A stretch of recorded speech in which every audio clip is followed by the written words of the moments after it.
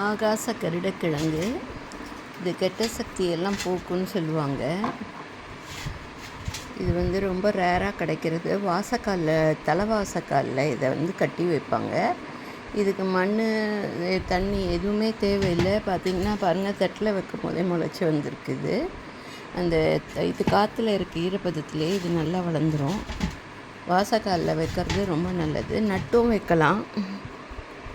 மண் போட்டு நட்டு வச்சா நல்லா முளைச்சி அதுலேருந்து இலை வந்தால் இலையோட மஞ்சக்கிழங்கும் வச்சு அரைச்சி இது பாருங்கள், இது கூட துளுத்து வந்திருக்கு. இலையும் மஞ்சக்கிழங்கும் வச்சு ஸ்கின் ப்ராப்ளம்ஸ்க்கெல்லாம் யூஸ் பண்ணுவாங்க. அதுக்கும் யூஸ் பண்ணிக்கலாம் நம்ம.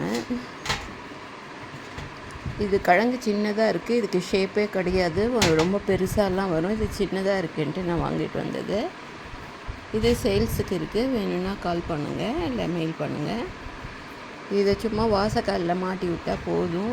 நமக்கு இருக்கிற பில்லி சூனியம் அப்புறம் கண் படுறது அந்த மாதிரி விஷயம்லாம் போய்டும்னு சொல்கிறாங்க பிளாக் ஸ்மித்தெல்லாம்.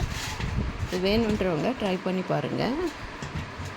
கெட்ட சக்தி எதுவும் வீட்டு உள்ளே வராமல் இருக்கும் அப்படின்னு சொல்லுவாங்க.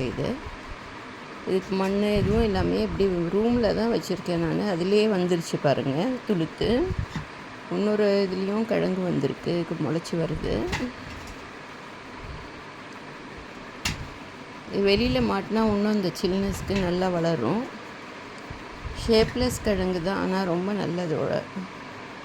இது ஹெர்பல் யூசஸ் நிறைய இருக்குது. அது முன்னாடி மாட்டுறதுக்கும் நம்ம யூஸ் பண்ணிக்கலாம்.